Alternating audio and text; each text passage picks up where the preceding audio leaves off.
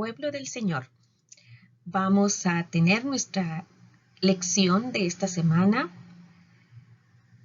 en el libro de Job y estaremos completando los capítulos 16 y 17 en los cuales Job le responde a Elifaz acerca de su discurso, su segundo discurso, y todavía avanzamos un poquito en la lección pasada sobre la respuesta de Job a Elifaz, y en esta lección completaremos esa respuesta. Como un recordatorio, tomamos los primeros 11 versículos del capítulo 16, donde principalmente Job se dirige a los tres amigos. Los llama consoladores molestos, que si se invirtieran los papeles y ellos estuvieran en el lugar de Job, dice, yo podría armar palabras, yo podría hablar contra ustedes, pero, dice, no lo haría. Yo los consolaría, ¿verdad? Entonces, en esos primeros 6 versículos es donde Job les responde tanto a Elifaz como a los otros dos amigos, a Bildad y a Zofar. Y a partir del versículo 7 en adelante, Job empieza a lamentarse. Y con quien primero habla es con Dios. Y desde el versículo 7 al 11 que tocamos en el estudio anterior, Job le dice a Dios, tú me has fatigado, tú me has llenado de arrugas, me has quitado la compañía, ¿se acuerdan ustedes? Refiriéndose a sus siervos, refiriéndose principalmente a sus hijos, ¿verdad? Y también expresa Job que la gente se burla de él, se mofa de él, lo pone por proverbio. Y en el último versículo, Job expresa lo siguiente. Dice, me ha entregado Dios al mentiroso, haciendo referencia a sus tres amigos. Y en las manos de los impíos me hizo caer. Y ahí nos detuvimos. ¿Verdad? Ahí nos detuvimos y tomamos entonces la respuesta de Job a Elifaz, su término, tomando como referencia para esta lección Job capítulo 16, 12 hasta el 17 y termina con el versículo 16. Ahí veremos en la totalidad la respuesta de Job a ese segundo discurso de Elifaz. Tenemos esta verdad central. Job reflexiona en las duras censuras que sus amigos le han hecho y mirándose como un hombre moribundo, eso era lo que Job pensaba, que pronto iba a morir. Dice, le habla a Dios, apela a Dios. Era tanto su sufrimiento que realmente Job pensaba que iba a morir y que ya le quedaban pocos días. En la realidad, nosotros que ya estamos viendo todo el libro de Job y sabemos hasta dónde se extiende, pues no, hermanos, él todavía tenía mucha vida por delante. Pero en este episodio, en este trance en el que está sumergido, él pensaba que ya pronto iba a fallecer. Entonces, continuamos, mis amados hermanos, con este punto que habíamos ya tocado en la lección anterior, la angustia de Job, para lo cual nos vamos a extender desde el versículo 12 al 17.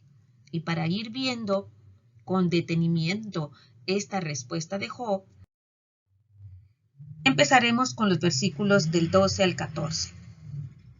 Job exclama, próspero estaba y me desmenuzó, me arrebató por la cerviz y me despedazó, y me puso por blanco suyo. Me rodearon sus flecheros, partió mis riñones y no perdonó. Mi hiel derramó por tierra. Me quebrantó de quebranto en quebranto, corrió contra mí como un gigante.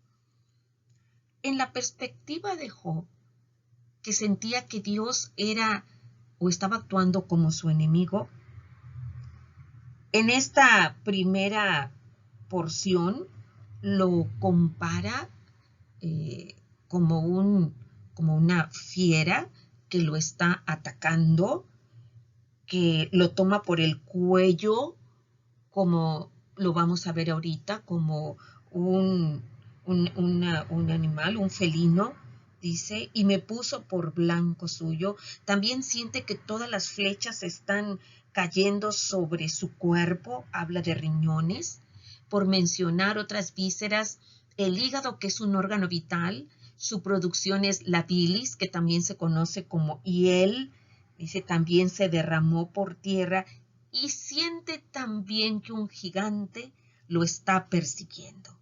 Entonces los comentarios son: Job acusó a Dios de haberlo despedazado, y de nuevo, como una bestia, lo arrebató por el cuello y lo despedazó. ¿Por qué decimos de nuevo? Porque ya Job había expresado que Dios lo había quebrantado en el 9:17. En esa ocasión, en el 9:17, Job dice esto: porque me ha quebrantado con tempestad y ha aumentado mis heridas sin causa. Entonces, así se sentía él con todo ese quebranto que había en su vida.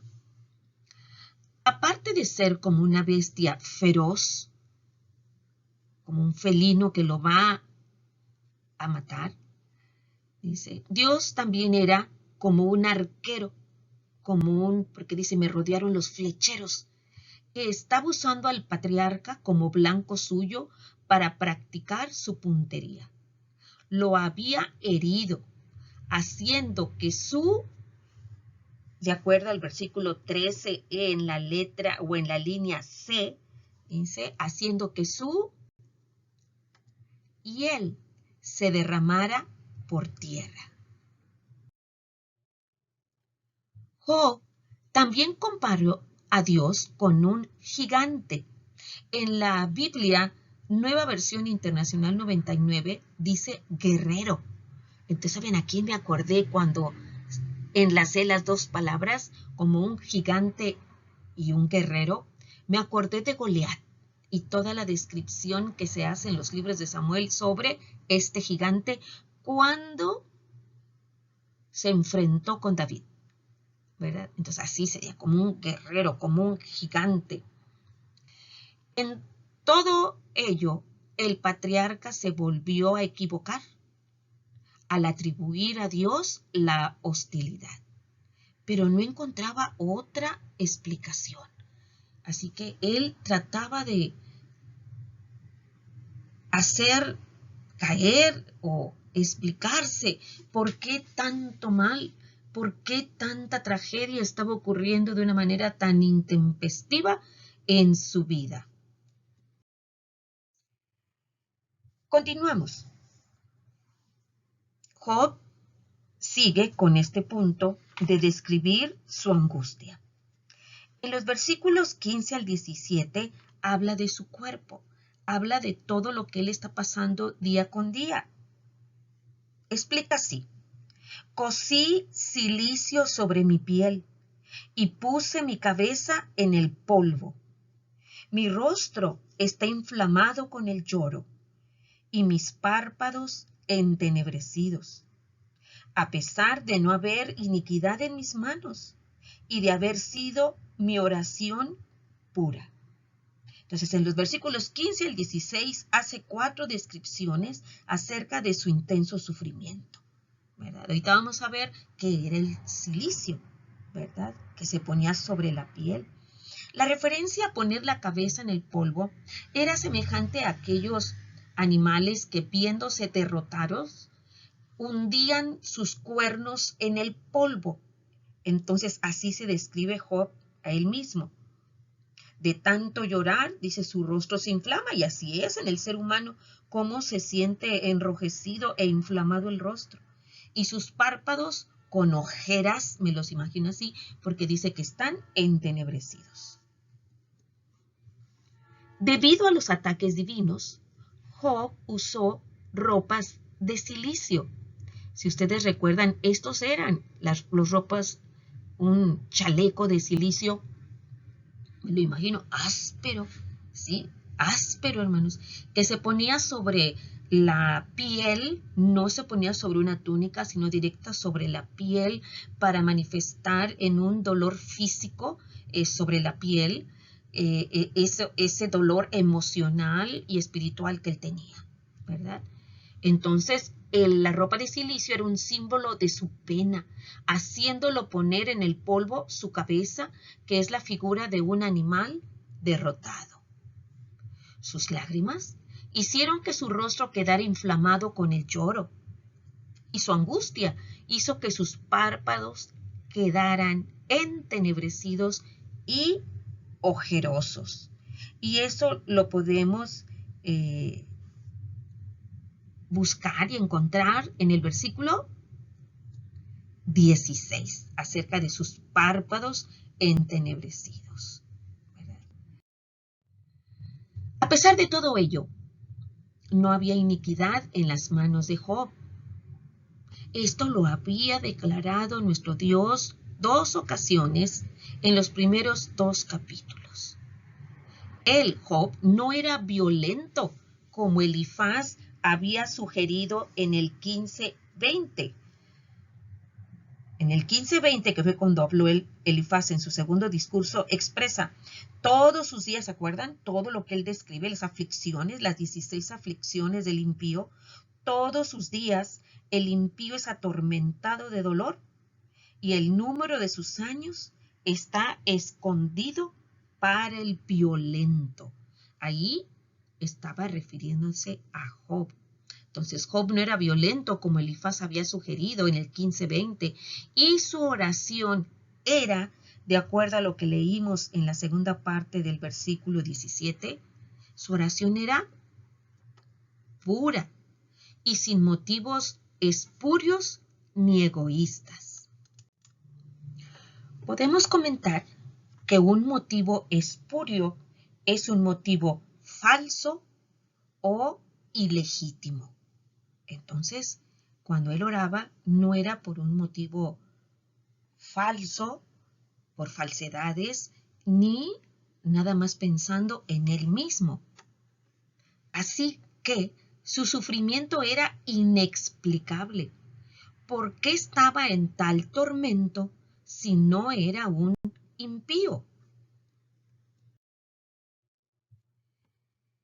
Pasamos al punto número 2. El deseo de Job. Job tiene un deseo y lo expresa a partir de los versículos 16-18. Terminamos ese capítulo 16 y avanzamos hasta el 17:5. Job tiene un deseo, ¿verdad?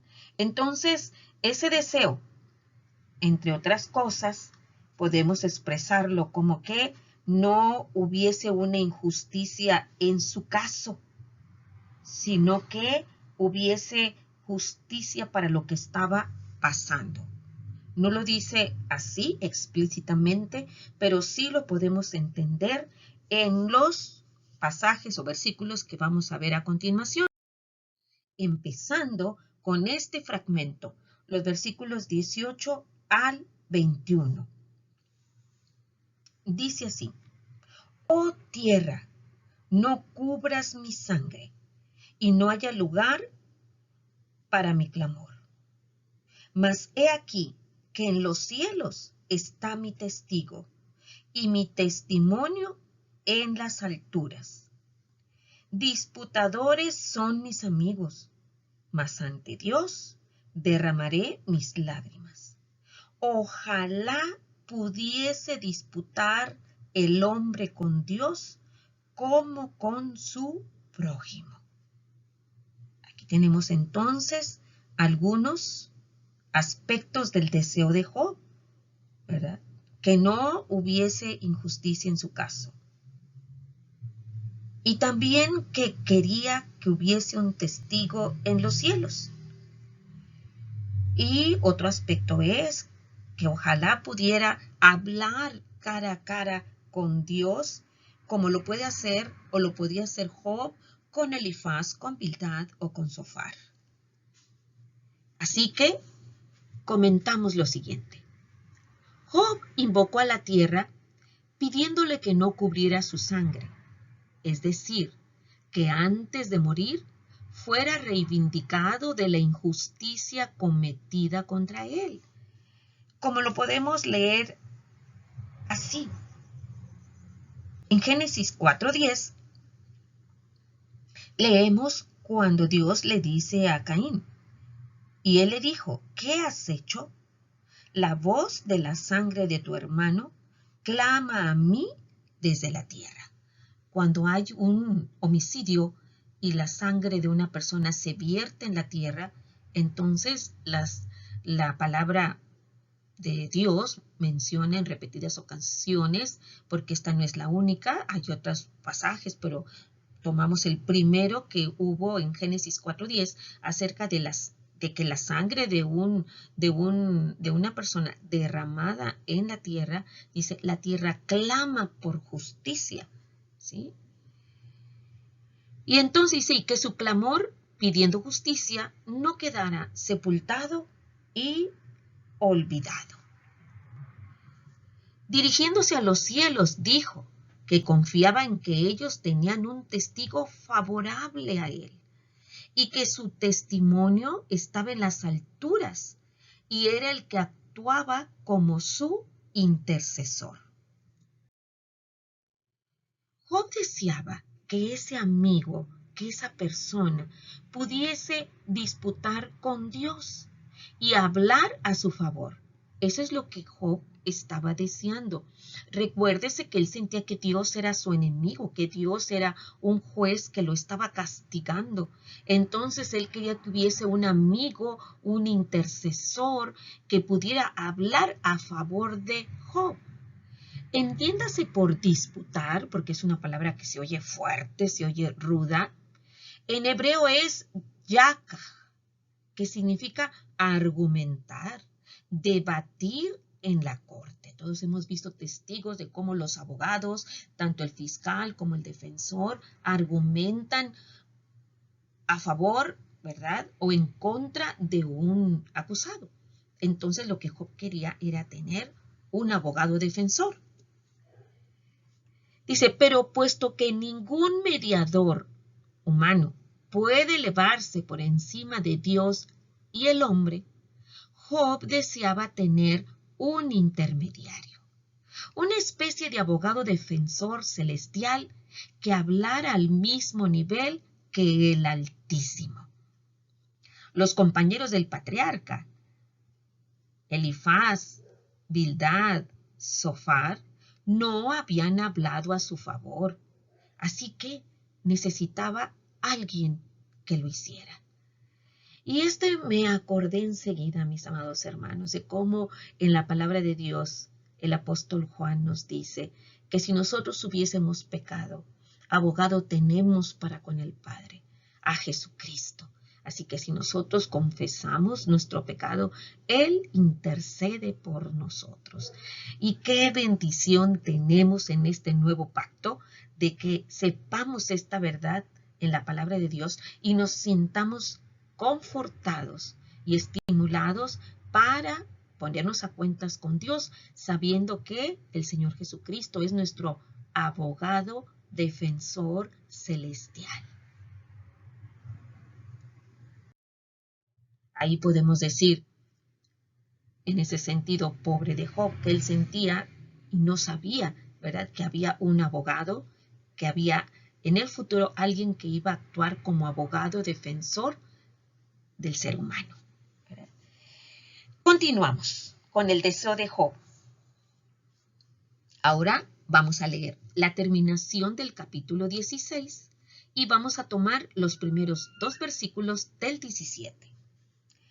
Dice así, Mas los años contados vendrán, y yo iré por el camino de donde no volveré. Mi aliento se agota, se acortan mis días, y me está preparado el sepulcro. No hay conmigo sino escarnecedores, en cuya amargura se detienen mis ojos. ¿Se fija, amado hermano? Primero los llamó consoladores molestos, y ahorita les habla o les dice que ellos son escarnecedores. Y además, nuevamente expresa que él presiente que pronto va a morir, pronto va a ir al sepulcro. Puesto que Job pensaba que su vida estaba llegando a su fin y la muerte sería final, él necesitaba de la ayuda de un intercesor inmediatamente. Se encontraba muy deprimido.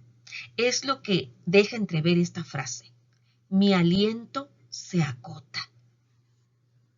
Y esa frase está ubicada en el versículo 1 del 17.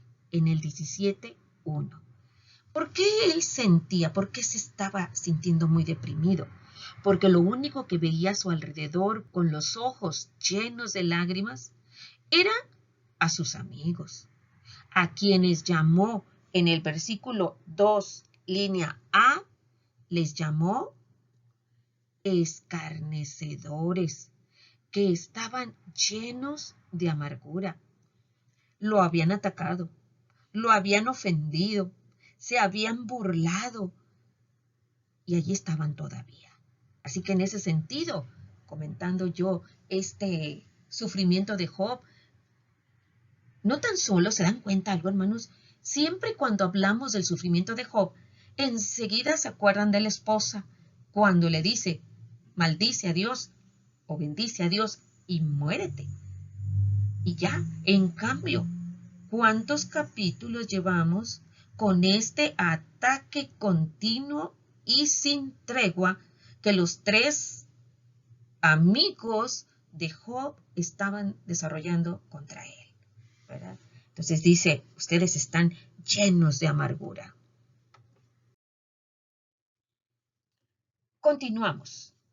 Entonces, como no se podía dirigir a ellos, a los amigos, porque estaban amargados, destilaban amargura y no lo bajaban de ser un réprobo, de ser un impío, y él de tanto sufrimiento ya sentía que estaba a punto o casi para morir. Leamos ahora los versículos del 3 al 5, porque acuérdense que en una buena parte de todo esto, todo este texto está dirigido, es donde Job habla con Dios. Dice así, dame fianza, oh Dios, sea mi protección cerca de ti, porque ¿quién querría responder por mí? Porque a estos has escondido de su corazón la inteligencia. Por tanto, no los exaltarás. Al que denuncia a sus amigos como presa, los ojos de sus amigos desfallecerán. Los ojos de sus hijos, desfallecerán. Qué tremenda está esta respuesta, mis amados hermanos. Le dice a Dios, dame fianza. Vamos a ver qué significa esta frase. Dame fianza. Y mire nada más lo que dice en el 4, línea A. Porque a estos, se refiere a los tres amigos, has escondido de su corazón la inteligencia. No habían hablado con sabiduría. Entonces Dios no los iba a alabar. Y luego establece como una especie de denuncia. Esos amigos lo habían acorralado. Él se sentía presa, como una presa de ellos tres. Y entonces dice, los ojos de sus hijos desfallecerán. Aunque el Altísimo, en la expresión de Job, en la perspectiva de Job, aunque el Altísimo se había vuelto contra él, solo Dios podía proveer de una fianza para él en la corte. Una fianza para Job. ¿Qué es dar fianza? El que da una fianza es un fiador. Entonces, salir de fiador literalmente se refería a un apretón de manos, práctica por medio de la cual se sellaba un acuerdo o se sellaba un convenio. Y eso lo habíamos estudiado ya en estas dos citas de Proverbios, acerca de ser fiador, responder por. ¿Se acuerda, hermano, cuando estudiamos Proverbios?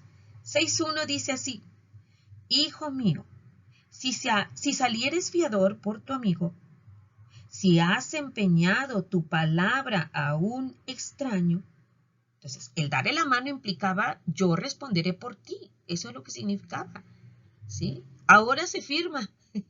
¿Cómo han cambiado los tiempos, verdad, mi amado hermano? Antes nada más con el apretón de manos y ya. Se tomaba como si fuese una fianza, ¿verdad? Un respaldo. Pero ahora no, ahora fírmale, ¿verdad? En papelito. Ese es Proverbios 6.1. Y en el 11.5 dice así: con ansiedad será afligido el que sale por fiador de un extraño, mas el que aborreciere las fianzas vivirá seguro. Así que mucho cuidado con quien, ¿verdad? Ya sea a través de un apretón de manos o ya sea la firma en un documento, ¿verdad? Salir así, ser fiador, es una responsabilidad muy grande. Entonces, ¿a quién más recurre Job para decirle, sé mi fiador?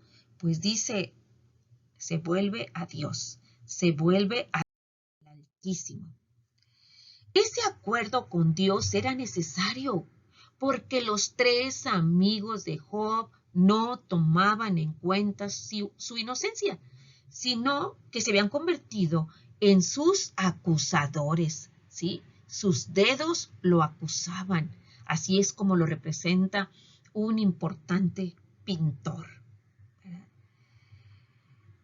Se habían convertido, ¿verdad? Sino que sus amigos se habían convertido en sus acusadores, esperando obtener alguna presa, así dice literal la palabra, o beneficio por constituirse en supuestos defensores de Dios. Los atacaban a Job como diciendo, bueno, Dios es el que está poniendo a Job en desgracia, lo está castigando, pues nosotros también, ¿verdad?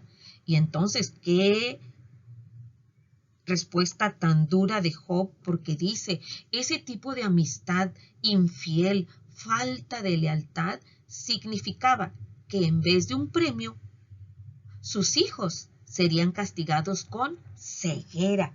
Es lo que Job expresa cuando dice, los ojos de sus hijos desfallecerán.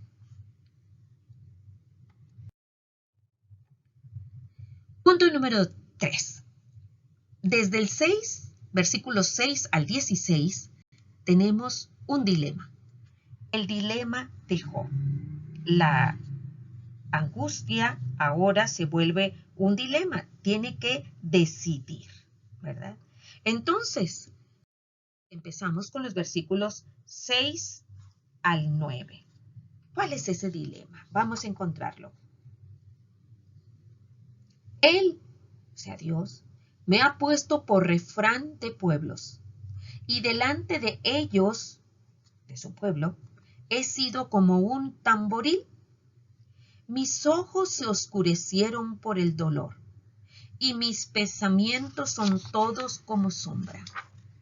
Los rectos se maravillarán de esto, y el inocente se levantará contra el impío. No obstante, proseguirá el justo su camino, y el limpio de manos aumentará la fuerza. El deseo de Job de tener un vocero en los tribunales y obtener una fianza de Dios fue seguido de otra expresión de esperanza y finalmente por una manifestación emocional. Acuérdense que el ánimo de Job era como una montaña rusa. De repente tenía esperanza y estaba en las alturas y de repente estaba en el fondo lamentándose y preso, lleno de angustia. La gente se burlaba de él y hablaba de él como si fuera un refrán, como diciendo, cuídate, no sea que te pase lo que a Job, ¿verdad? Así, era puesto como una figura de desgracia. Algo muy fuerte, hermanos. Tanto eran sus burlas y la pérdida del aprecio que tenían hacia Job de ver su situación tan miserable, que le escupían en el rostro.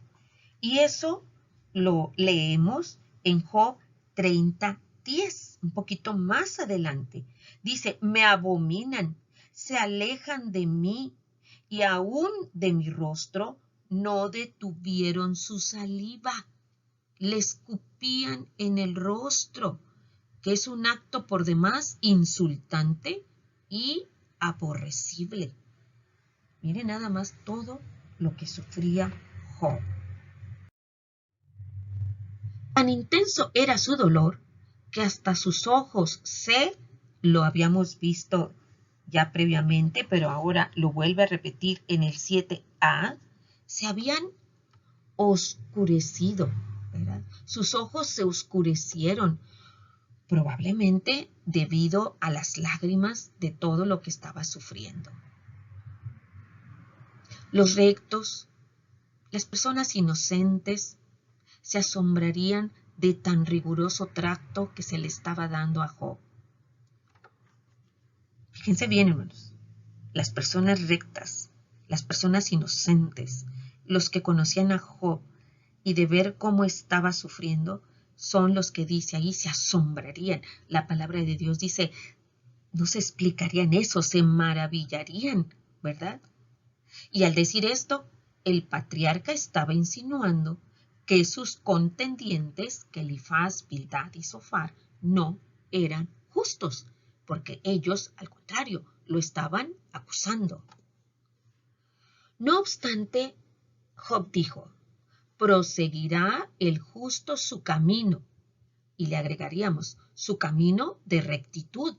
Y esta frase, proseguirá el justo su camino, la encontramos en el versículo 9. Y aún se ahondarían, se aferraría a sus convicciones, porque estaba seguro de que estaba limpio de manos delante del Altísimo. Esa era la convicción de Job. Dice, yo proseguiré mi camino. Última parte del 10 al 16 para conocer el dilema de Job. Estos versículos dicen así, pero volved todos vosotros, habla los tres amigos, y venid ahora, y no hallaré entre vosotros sabio. Aquí les dice que ellos no eran sabios en el 10, y miren hermanos, qué forma de referirse a ellos cuando dice, a estos has escondido de su corazón la inteligencia. ¿Cómo les está diciendo? Les está diciendo necios, ¿verdad? Son necios. Pasaron mis días, fueron arrancados mis pensamientos, los designios de mi corazón. Pusieron la noche por día, y la luz se acorta delante de las tinieblas. Si yo espero, el Seol es mi casa. Haré mi cama en las tinieblas. A la corrupción he dicho, mi padre eres tú. A los gusanos, mi madre y mi hermana. ¿Dónde, pues, estará ahora mi esperanza? Y mi esperanza, ¿quién la verá? A la profundidad del Seol descenderán, y juntamente descansarán en el polvo. Su esperanza, ¿verdad? Descansará en el polvo. En forma sarcástica, Job desafió al trío de amigos diciéndoles: volved todos vosotros, para que trataran de encontrar alguna maldad en él, aun sabiendo que no podrían, en parte porque ninguno de ellos era sabio. Y con la cita 12:2 y con las dos referencias en este capítulo 16 y 17, entonces, hermanos, pues realmente Job se estaba, por decirlo así, defendiendo. Job les había dicho en el 12:2, ciertamente vosotros sois el pueblo, o sea, ustedes tres son toda la población, dice, y con vosotros, si ustedes se mueren, morirá toda la sabiduría. ¿Se acuerdan ustedes de ese capítulo 12? Sus días estaban declinando con rapidez, y sus pensamientos y los designios de su corazón no se habían cumplido, a pesar de que sus amigos le habían ofrecido esperanzas. ¿Se acuerdan ustedes? Tanto Elifaz le decía: arrepiéntete, porque bienaventurado es aquel a quien el Señor castiga.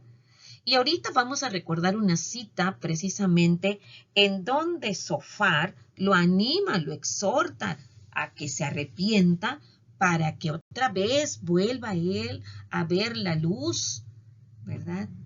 Al ver, a sentirse lleno de ánimo y no como se sentía ahorita, lleno de tinieblas y muy deprimido. Sin embargo, esa esperanza de restauración en que le prometieron la luz que iba a aparecer era irreal, era falsa.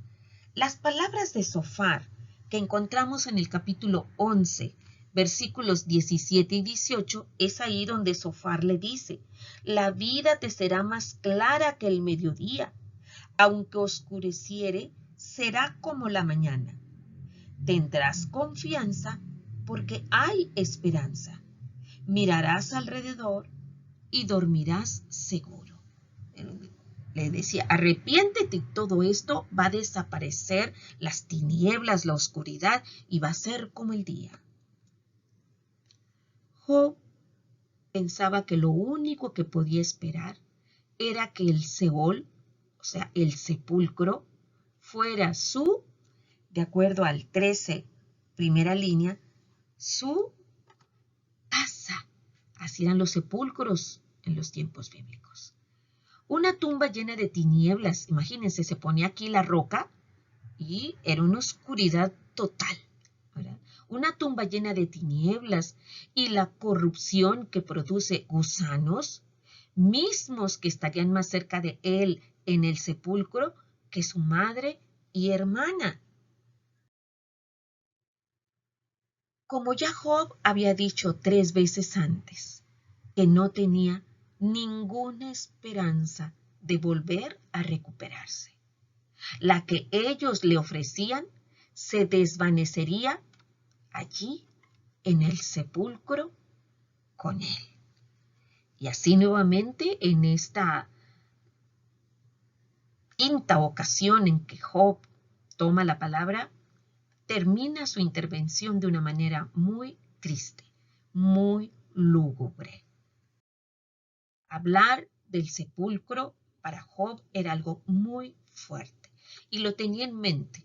Hablaba del día de tinieblas, hablaba de las tinieblas, claramente con la palabra decía Seol, y hablaba de que él ya se iba a ir y ya no iba a volver y nadie lo iba a poder encontrar. Entonces dice aquí precisamente que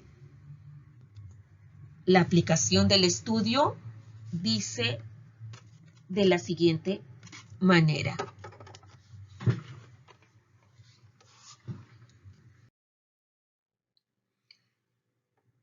Que esto dé a los creyentes la disposición de morir.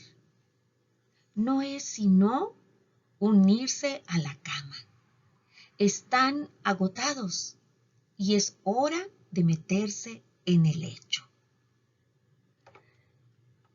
El hermano Matthew Henry toma de la visión en el Nuevo Testamento de que para los hijos de Dios, los creyentes, el morir es dormir.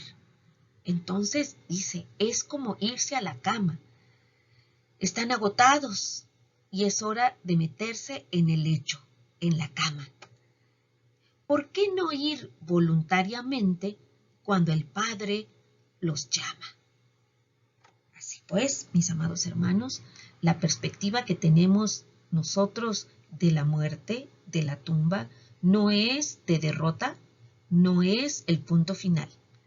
Es una transición durante la cual podemos acceder a ya estar ausentes del cuerpo, pero presentes al Señor Jesucristo, el cual nos va a abrazar.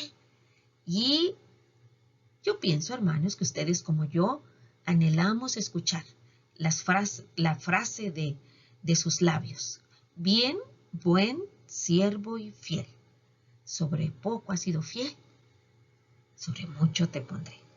Así que, mi amado hermano, esa es la reconciliación que tenemos los creyentes acerca de el morir y acerca de la tumba.